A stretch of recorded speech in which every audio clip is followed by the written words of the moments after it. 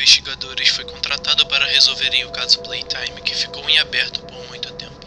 Fiquem agora com o conteúdo da investigação feita por eles.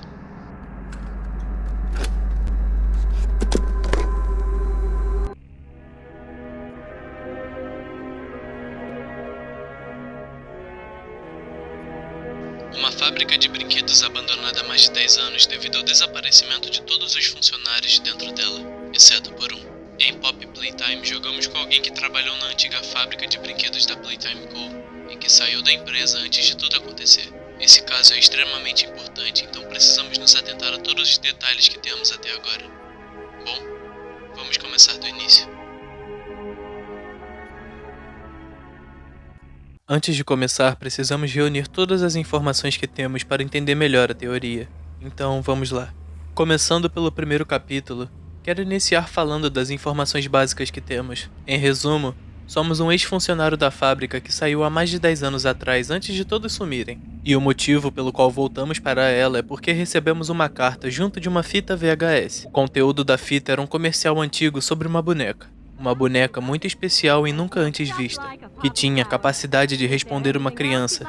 Seu nome era Pop, uma garota de verdade, assim como você. Na carta que veio junto estava escrito o seguinte: todos pensam que a equipe desapareceu 10 anos atrás. Nós ainda estamos aqui. Encontre a flor. Após isso, o ex-funcionário volta na fábrica e acontece tudo o que vemos em Pop Playtime 1 e 2. E durante esses capítulos, conseguimos pegar gravações e anotações que revelam muito do que acontecia naquela instalação. Como dito anteriormente, existem fitas de VHS que são de extrema importância nesse jogo, visto que elas são quase nossa única fonte de informações sobre o que aconteceu naquele lugar. No capítulo 1, pegamos apenas 5 dessas fitas. Na primeira fita, quem está falando é Leif Pierre, e ele nos diz que se estamos ouvindo essa gravação é porque estamos invadindo e que não queremos ativar o sistema de segurança. E esse sistema de segurança possivelmente era Huggy Wuggy, que mais tarde enfrentamos na fábrica. Na segunda fita, podemos ouvir a conversa entre dois funcionários da empresa que aparentemente estão limpando algum lugar da fábrica.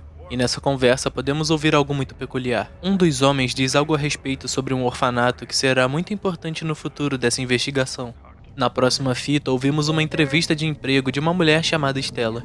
O entrevistador pergunta por que ela queria trabalhar ali, e ela acaba perdendo o foco da pergunta e diz coisas sobre envelhecer e morrer. Isso de certa forma se encaixa na história por trás dessa empresa e de seu fundador, Elliot Ludwig, que mais tarde irei me aprofundar. Na última fita VHS, estamos ouvindo um cientista que está falando sobre um experimento chamado de 1006, o protótipo. Nessa gravação podemos ouvir gritos de fundo, o que pode indicar que algum acidente aconteceu ali. Partindo para o capítulo 2, temos mais gravações, sendo a primeira delas uma pequena biografia sobre Elliot Ludwig. Nessa biografia, acabamos descobrindo que ele era divorciado e que na década de 60, um parente de Elliot havia falecido, o que resultou em uma depressão profunda nele. Porém, Elliot se recuperou e voltou a focar em seu trabalho. A informação mais importante desse VHS é que o homem dessa gravação diz que Elliot Ludwig jamais ficaria contente em deixar um projeto inacabado. Guardem isso, pois isso é muito importante. Em relação à perda familiar de Elliot, suspeita-se de que ele esteja tentando ressuscitá-la, levando em consideração o discurso de Stella sobre envelhecer e morrer e o experimento 814. E lembrando que Stella trabalha para a Playtime Co. na área da Game Station vista no capítulo 2, onde administra a criação de novos experimentos. Em uma das fitas podemos ver a gravação de um dos funcionários chamado de Marcus, e nela podemos ver que Marcus estava falando com Leif Pierre a respeito de um monstro que ele supostamente viu na fábrica. E o mais estranho é que na próxima gravação podemos ver que Marcus não foi o único a ter visto esse monstro, já que outros funcionários também estavam relatando terem visto. A data dessa gravação é 21 de março de 1991. Na última fita vemos mais um áudio do cientista do capítulo 1, onde ele diz que por pouco o experimento 1006 quase consegue escapar de sua cela de contenção. Aqui temos a confirmação de que o protótipo possui um nível de inteligência muito avançado, já que ele conseguiu desenvolver um ponteiro laser para desarmar a câmera de vigilância. In relation, Experiment 1006, the prototype. A close call occurred this week in which he nearly breached containment.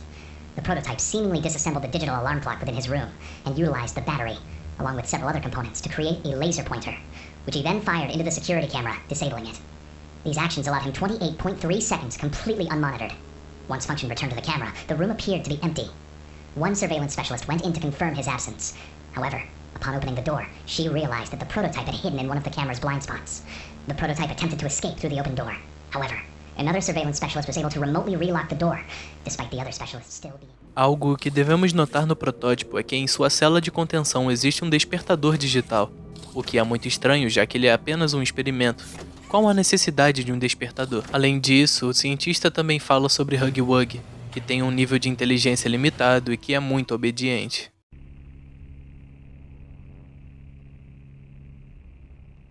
Bom, além das fitas, também temos as anotações que foram introduzidas no segundo capítulo de Pop Playtime, então eu vou dar uma resumida rápida nelas. Começando pela anotação do experimento 814, onde basicamente diz que fizeram testes em um rato na tentativa de ressuscitá-lo utilizando a essência da flor de papoula, porém o teste havia falhado. Logo depois vemos uma análise de alguém que não teve a identidade revelada, porém acredita-se que seja Elliot Ludwig. Na análise, a pessoa diz que ainda acredita no potencial que a flor de papoula possui, e que seu significado não poderia ser à toa. Para quem não sabe, a flor de papoula carrega um forte simbolismo de ressurreição. Finalizando a carta, a pessoa diz que se fizessem os testes em algo maior que um rato, poderiam obter resultados diferentes. Em uma das anotações, um homem chamado de Matthew Wason faz um pedido para colocar em janelas falsas na Game Station, a área de testes vista no capítulo 2. Ele fez esse pedido para fazer com que o local fosse mais natural e impedir que as crianças ficassem turbulentas demais. Na próxima anotação, fala sobre um pedido de transferência da Mommy Long Leg, onde explica suas habilidades e também defeitos. O importante nessa nota é que existe um nome associado a Mommy Long Legs. Esse nome é Mary Payne, e muito provavelmente ela é a pessoa que está ligada à Mommy. Depois disso, temos duas anotações sobre uma criança que estaria realizando os testes da Game Station. Seu nome era Makayla Hyssop, e ela estaria associada ao Candy Cat. Na primeira anotação, a agente que estava cuidando de Makayla e anotando seus resultados era uma mulher chamada de Sarah Abel. E vemos que Makayla teve um péssimo desempenho nos testes. Porém, a folha está incompleta e, pelo que parece, Sarah foi atacada enquanto escrevia. Na segunda anotação, o agente responsável por Makayla foi substituído por um homem chamado de Matthew Lata. Em sua análise, Makayla tirou notas melhores do que anteriormente. Porém, assim como Sarah, Matthew também foi atacado enquanto escrevia. Em uma das últimas anotações, podemos ver uma carta de um homem chamado de Ed M.N. Ritterman, da Playtime Co., para uma empresa de construções chamada Warren Bench. Nessa carta, aparentemente a empresa Warren Bench estava sendo requisitada pela Playtime Co. para a construção de um laboratório subterrâneo. Ed também avisa para que seja uma ação sigilosa e somente quem tiver autoridade em ambas empresas podem saber.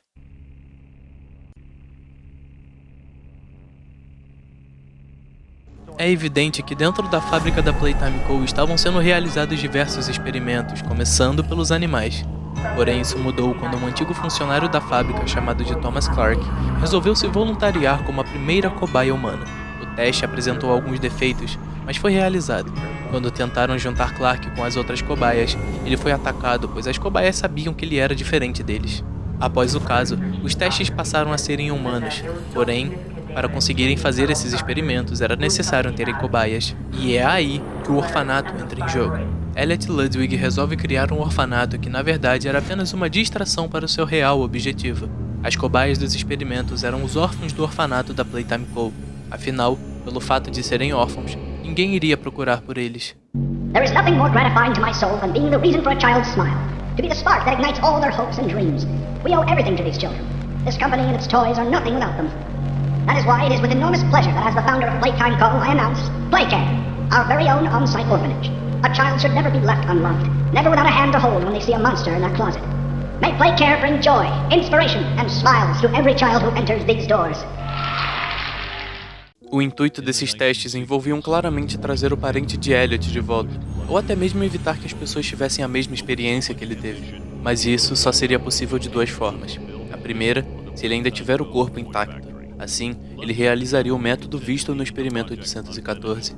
O segundo método seria se a consciência dessa pessoa ainda estivesse preservada. Assim, ele conseguiria transferi-la para um brinquedo ou até mesmo uma prótese humana. Mas isso é apenas um palpite meu. E mesmo tendo essas informações, a história continua uma bagunça enorme. Porém, eu consegui dar uma organizada. Depois de investigar esse caso inteiro, eu cheguei a uma hipótese do que pode ter acontecido e vou repassar ela para vocês.